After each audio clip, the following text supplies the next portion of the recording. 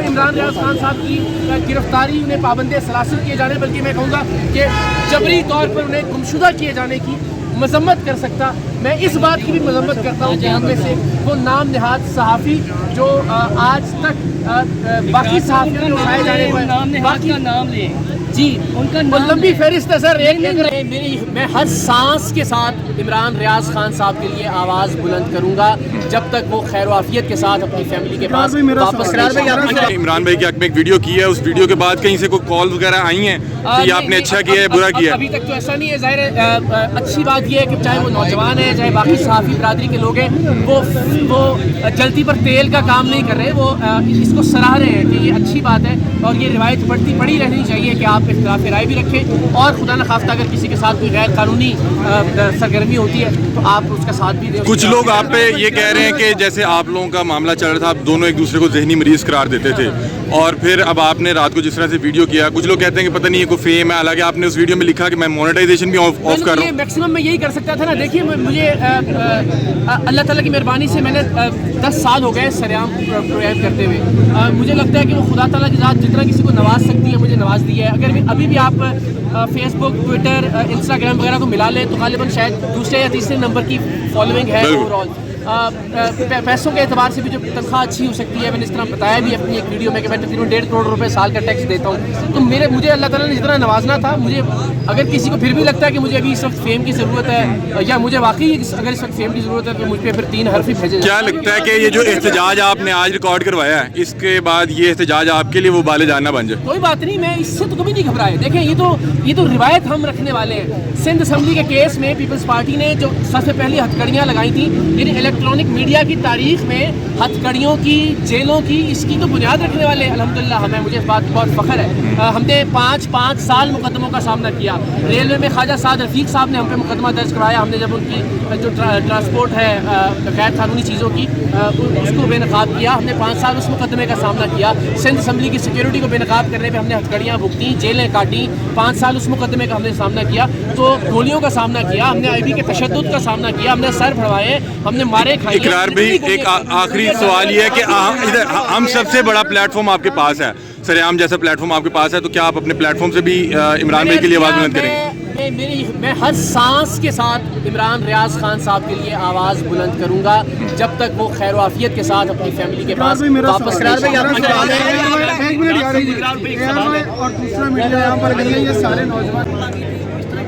نہیں، میں تو معافی اس چیز کی مانگتا ہے انسان کے، جس میں میں سمجھتا ہوں کہ میں غلط. میں آج بھی کہتا ہوں کہ میں ان سے، یعنی وہ آئیں گے تو میں وہیں سے شروع کروں گا جہاں سے اختلاف رائے ہم نے ختم کیا تھا. بلکہ میں نے جب ان سے بات کی اور اس سے پہلے میں نے جو آخری ٹویٹ ہے سارے معاملے پہ وہ یہ تھی کہ میں نے لکھا کہ مجھے اب لوگوں نے استعمال کرنے کی کوشش کرنا شروع کر دی ہے. نہیں کیا تھا، لیکن میں نے کہا کہ اب مجھے وہ باقاعدہ فیڈ کرنا شروع ہو گئے، ڈفرینٹ طرح کے لوگ ڈفرینٹ طرح سے رابطے کرنا شروع ہو گئے کہ یہ چیز ہے عمران ریاض کی، یہ اسکینڈل ہے عمران ریاض کا، یہ چیز ہے. میں نے کہا میں تو یہ اپنے نظریے یا اپنی مخالفت کی بات کر رہا تھا، لیکن اگر باقی لوگوں نے مجھے استعمال کرنا شروع کر دیا ہے تو پھر میں یہ لڑائی یہاں پہ روک رہا ہوں. اس کے بعد میری عمران بھائی سے بات ہوئی اور میں نے ان سے کہا کہ مجھے لگتا ہے کہ ہمیں اس پر بیٹھنا چاہیے. عمران بھائی نے بھی کہا کہ مجھے لگتا ہے کہ آپ کی ملاقات ہونے والی تھی. ہماری ملاقات ہوگی انشاءاللہ، اللہ کے ساتھ. اللہ ان کو زندگی دے، خیر و عافیت سے، صحت اور تندرستی سے معائیں. ملاقات ہوگی اور لڑائی جاری رہے گی. آپ سمجھتے ہیں کہ صحافت کا گلا جو ہے وہ مکمل طور پر توڑ دیا گیا ہے؟ قطعاً نہیں. آپ جیسے نوجوان موجود ہیں، آپ ہماری امید ہے انشاءاللہ. ہم دیکھیں نسل در نسل یہ لڑائی جاری رہے گی. یہ سلسلہ آج سے تو شروع نہیں ہوا. قیام پاکستان سے اب تک صحافیوں نے کوڑے بھی کھائے، صحافیوں نے جیلیں بھی برداشت کی، صحافیوں نے اپنے روزگار بھی گنوائے. آج تک یہ سلسلہ کسی نہ کسی شکل میں جاری ہے. تو مجھے یقین ہے کہ انشاءاللہ سینہ بسینہ سچائی کا، آزادی اظہار رائے کا یہ علم ہم سب نے اٹھا کے رکھنا ہے. عمران ریاض خان صاحب کو اللہ زندگی دے، ظاہر ہے اس کے بعد ہم میں سے کوئی یہ علم اٹھا کر چلے گا، پھر آپ میں سے کسی نہ کسی نے اس سلسلے کو آگے لے کر چلنا ہے. تو یہ گلا گھونٹا نہیں جا سکتا. یہ بدگمانی ہے حکمرانوں کی یا حکمرانوں کو چلانے والوں کی کہ وہ یہ آوازیں دبا سکتے ہیں، وہ آوازیں بند کر سکتے ہیں. لیکن آپ جتنا ان آوازوں کو دباتے ہیں اتنا ان آوازوں کی گونج معاشرے میں زیادہ محسوس انشاءاللہ.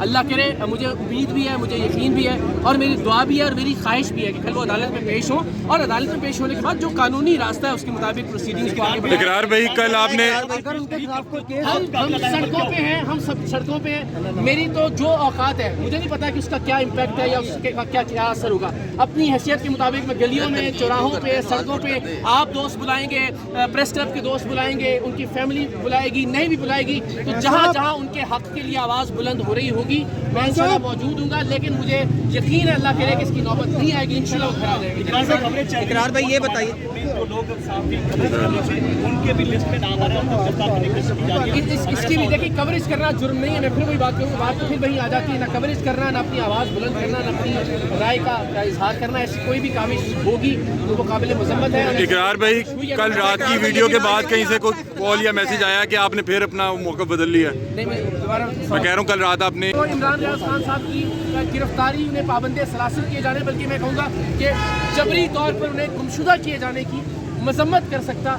मैं इस बात की भी मजम्मत करता हूँ कि हम में से वो नाम नहाद सहाफ़ी जो आज तक बाकी सहाफ़ियों ने उठाए जाने पर बाकी नाम ले जी उनका लंबी फहरिस्त है सर। एक होता तो मैं जरूर नाम लेता, मुझे कोई हार नहीं है, लंबी फहरिस्त है। आप कहेंगे मैं बिल्कुल उस पर आप तसल्ली से आपके साथ इंटरव्यू में, मुझे नाम लेने में कोई हार नहीं है। और आप सब जानते हो एक लंबी फहरिस्त है, बल्कि सारे के सारे दूसरी सारे खड़े हैं। बदकिस्मती की बात यह कि कोई एक जो मेन स्ट्रीम सहाफ़ी है उसकी जानिब से अनफॉर्चुनेटली मजम्मत नहीं की गई इमरान रियाज। और ये मैं बता दूँ, ये बात याद रखिए कि ऐसा नहीं होगा कि आज आप महफूज हैं। इमरान रियाज खान साहब के बच्चे अगर घर में इस वक्त तड़प रहे हैं, उन्हें याद कर रहे हैं, उनकी फैमिली इस वक्त तकलीफ में से गुजर रही है, हर घंटे में कोई बुरी खबर सुनने को मिल रही है बदकिस्मती से, और अल्लाह करे ऐसी हर खबर झूठ हो।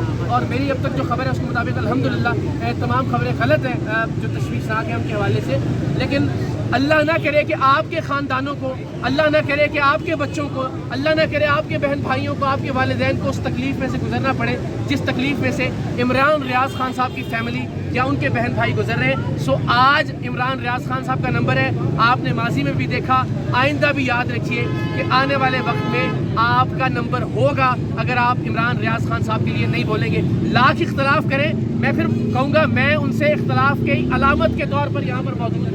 आप उनकी बात से 1000% इख्तलाफ कीजिए, लेकिन पाकिस्तान के हर शहरी का ये हक है कि अगर उसे उठाया गया है तो उसे अदालत के सामने पेश होने का हक दिया जाए, उसे कानूनी तौर पर अपना दिफा करने का हक दिया जाए। और सबसे बड़ी बात ये कि आप किस बुनियाद पर, आइन की किस किताब के तहत, कानून की किस किताब के तहत इमरान रियाज खान साहब को पाकिस्तान से बाहर जाने से रोक सकते हैं? किस तरह से आप उनके बाहर जाने का तमस्खुर या मजाक उड़ा सकते हैं? एक आदमी का ये बुनियादी आइनी और कानूनी हक है कि वो सफरी आज़ादी इख्तियार करे, सफरी तौर पर वो आज़ाद हो, वो जहाँ भी जाना चाहता है। तो इमरान रियाज खान साहब को जो कुव्वतें रोकना चाहते, तो याद रखिएगा ये बात कि वो तमाम तर कुव्वतें जो नहीं चाहती थी कि अरशद शरीफ पाकिस्तान में रहे, वो अरशद शरीफ की कातिल है।